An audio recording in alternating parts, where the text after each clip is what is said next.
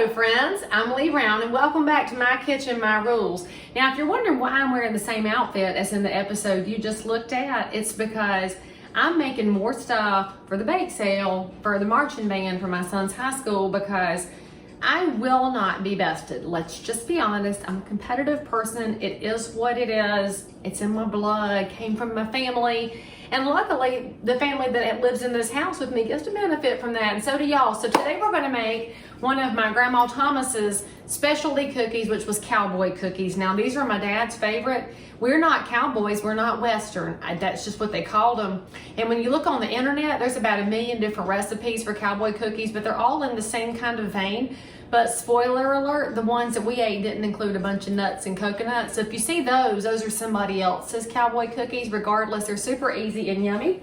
So step one, I know that you watched my earlier recipe where we cooked something at something besides 350, but for this set of cookies, we're gonna go back to 350. And for those of y'all that are curious, I am cooking from the previous episode, so make sure you pause, subscribe, go backwards, and learn how to make 5-flavor cake.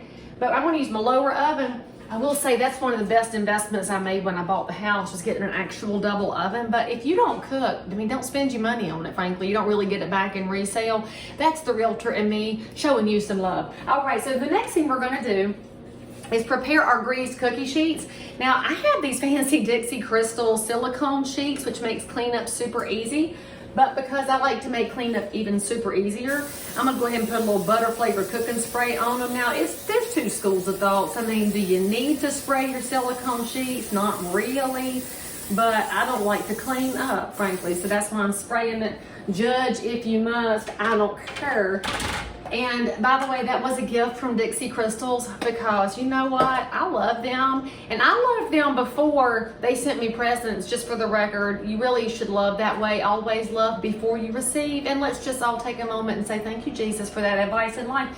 So anyway, if you were curious, I'm using Crisco brand butter flavored spray. I would typically buy the Harris Teeter brand or the Lowe's Foods brand, but Crisco was on sale and I said, hey, I can get the name brand. All right, so the next thing we're gonna do is I'm gonna actually show y'all a secret today for not having to mess up 2 bowls. We're gonna do 1 bowl and I'm gonna show you one of the Lee Brown secrets. So make sure that you tell a friend that this channel is here, and no, it is not Rachel Ray, because I'm a real person, and I'm sure she's a real person too. I'm just playing, kind of. So what you need is a cup of butter. That's 2 sticks, and actually we need to soften our cup of butter, so toss it in the microwave for like 30 seconds.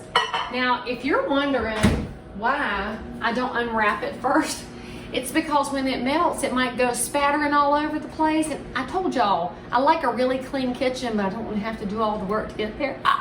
So I melt it in the wrapper, then I can pull the wrapper out, and then I have a less messy microwave, and I still have all my butter. And so I don't really know that that's a secret in life, but for those of y'all that are maybe allergic to kitchen things, now you know something more than you did yesterday. So I guess that's a win, right? Isn't it always a win when we learn something new? Now while I'm getting my butter ready, and really you just need it soft enough to cream, and I'm gonna kind of mush it here. I think that's ready to roll. So let's dump that in our bowl here. You see my very scientific method here of getting the butter out of the container, right? I really don't want to touch it because then I'm gonna have greasy hands, you know. So let's just get it all off the wrapper. And I am using store brand butter. This is from Lowe's Foods. Thank you, Lowe's Foods. They're a regional brand out of North Carolina, and I do love supporting local business whenever I have the opportunity. And if you're curious, I did stop using Land O'Lakes after they caved to the woke mob and changed their packaging, because that just aggravates my nerves, and I think more people should start to say that's foolish and instead of giving in. But you said to me in some of your messages back, Lee Brown, please don't talk about society and things like that on your cooking show. And I say, well, friends, if those of us that have some common sense don't talk more, then we're just gonna all get into a worse and worse mess. And so if you're a common sense person, you should just speak along with me. If you disagree with me, that's all right. We can still be friends. Did y'all know that? It's amazing. Okay, so I had to wipe the butter off my hands because I don't like it. All right, so now we're gonna put the sugar in, and what kind are we using? What? that, Dixie Crystals? And if you're wondering why it's light, it's because I just filled up my container.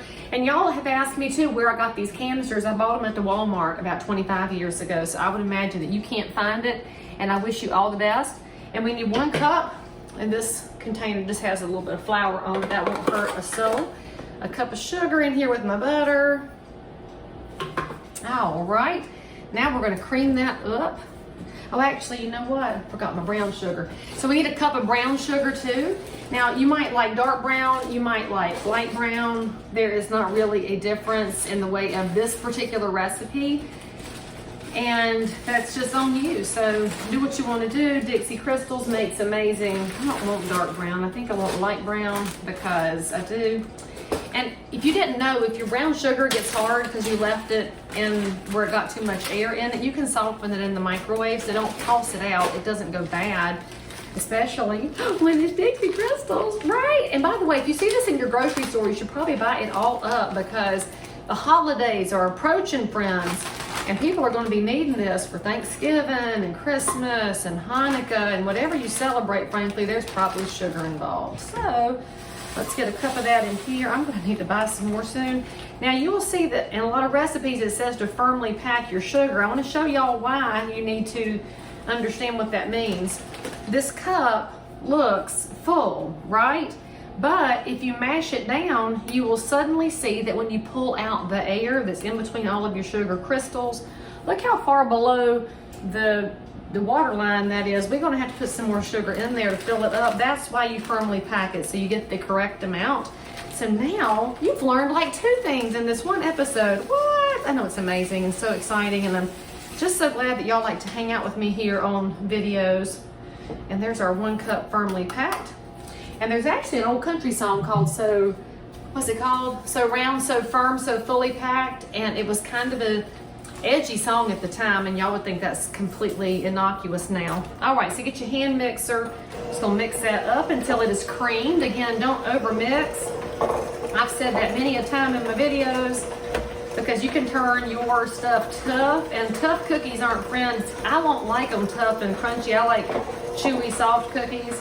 And my teeth are still good, so I guess I'm just practicing for the day when I have dentures and fake teeth. All right, so let's get that mixed up. Butter and sugar makes a nice little crunchy look here. All right. Now, we're gonna need some eggs, and we only need 2 eggs for this recipe.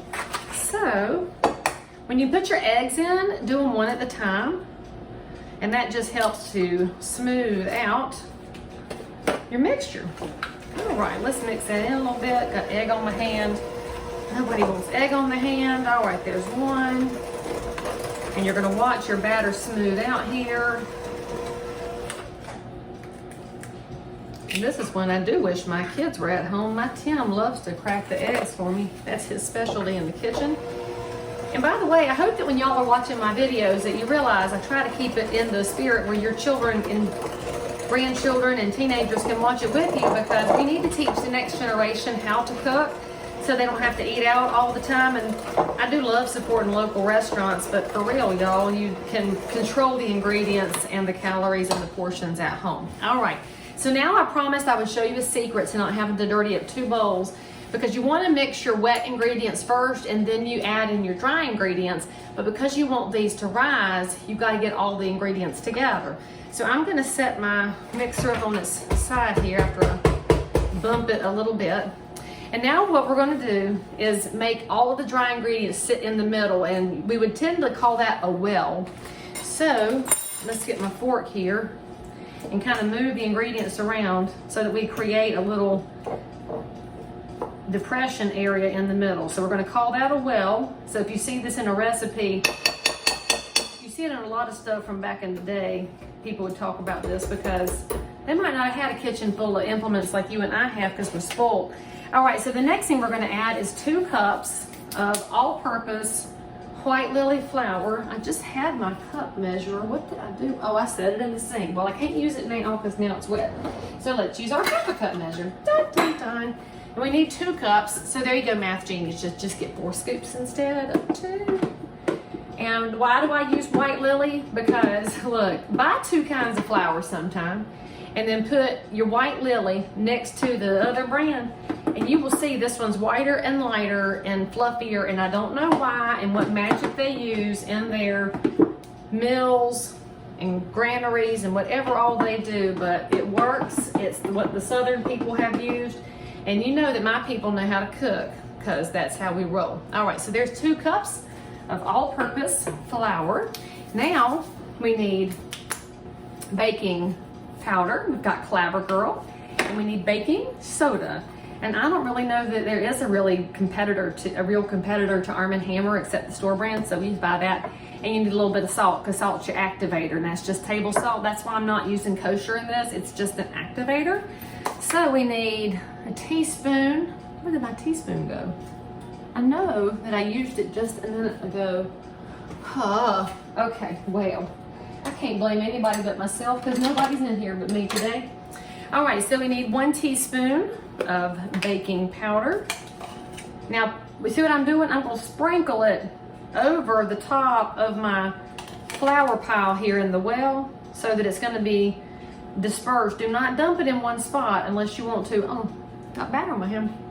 Want to use a separate container. Well, that's not ready to lick yet. Blah, too buttery. I mean, did I say that out loud, too buttery? I didn't mean to. And you need 1 teaspoon of baking soda as well. And do the same thing, sprinkle it around judiciously so that it'll kind of be mixed in. And I'm gonna show y'all how to do this.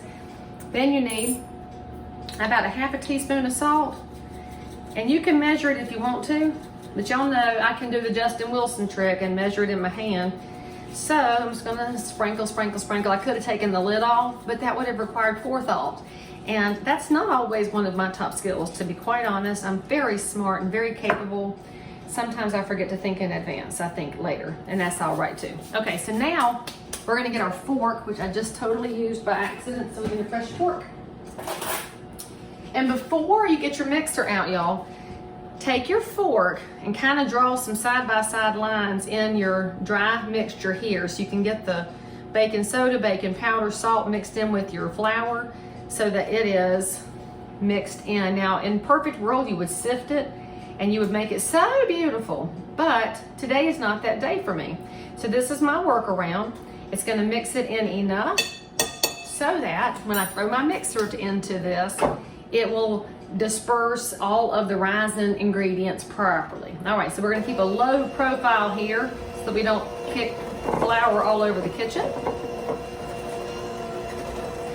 And I don't know about y'all, but my teenagers listen to these things called ASMRs, which I think is weird.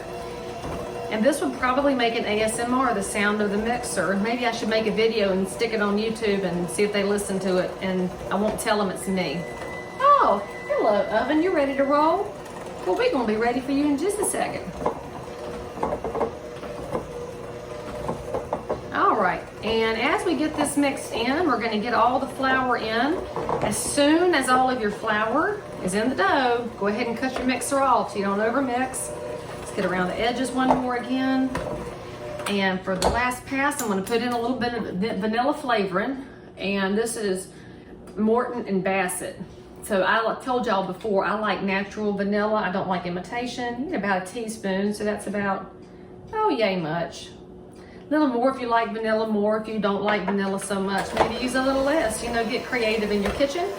Give it one good pass, get that vanilla in there.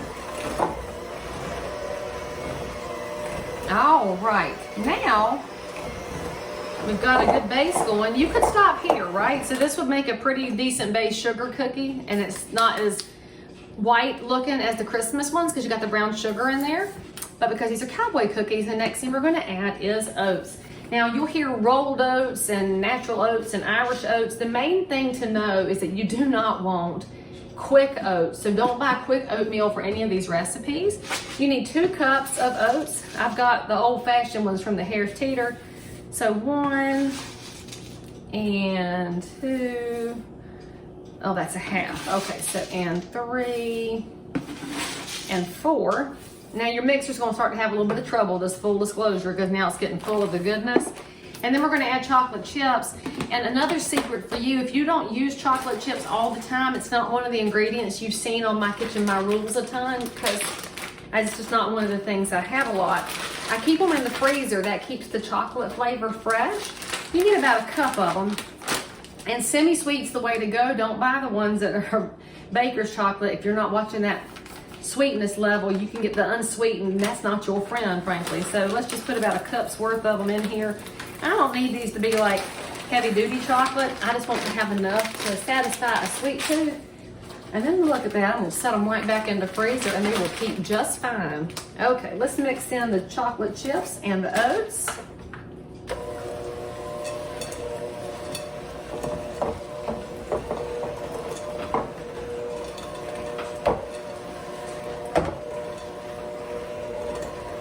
Whoop, well, that just jumped out of there.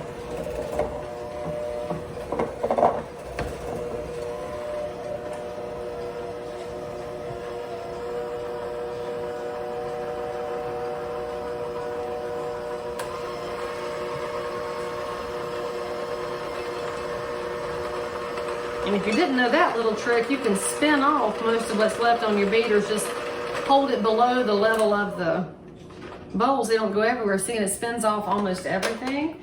So now we'll save that for whoever comes through the kitchen looking to look at the beaters. If they can make me to it. I love this recipe. It's not terribly sweet. It's sweet, but it's not stupid. So these are called drop cookies. If you ever wondered why some cookies are called drop cookies, it is very scientific. It's because what you do is you take a spoon and you get a spoonful of cookie dough and then you drop it on your cookie sheet, right? See, y'all didn't even know that. We're just gonna drop it on here. If you want to make a shape or mush it out, you can, but it's gonna flatten out as it starts to cook. So just make yourself little droppers about that big.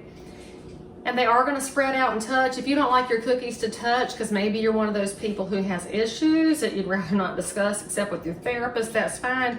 So just the more you spread them out, the more you'll go. So get your cookie sheet all ready. You're going to put these in the oven at 350 for about 10 to 12 minutes, depending on how crispy you like them and how brown they are. And I'll show you these on the other side. And that, my friends, is your finished cookies. Dixie Crystals, White Lily to the rescue, and pretty much happy customers everywhere. Subscribe for more, give me a nice comment, and I'll see you next time.